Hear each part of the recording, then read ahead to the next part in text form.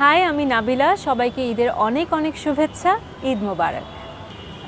ঈদের সালামি এখন পাওয়া একেবারেই কমে গেছে, যেহেতু নিজে এখন বড় হয়ে গেছি, সো দেয়াটাই বেশি হচ্ছে। ঈদের দিনটা দেখা যায় যে বড়দেরকে ঈদের সালাম জানিয়ে, শুভেচ্ছা জানিয়ে এরপর কিছুটা রান্নায় ব্যস্ততা যায়। এরপর সকালে সবাইকে নিয়ে নাস্তা করা।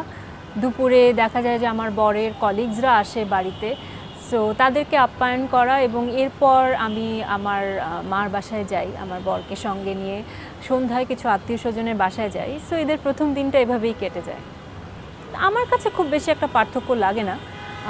সেলিব্রিটি হওয়ার আগে যেমন ছিল ঠিক এই মুহূর্তেও ঠিক একই, কিন্তু হ্যাঁ, মাঝে একটা সময় ছিল যখন কাজ নিয়ে আমি অনেক ব্যস্ত থাকতাম। ব্যস্ত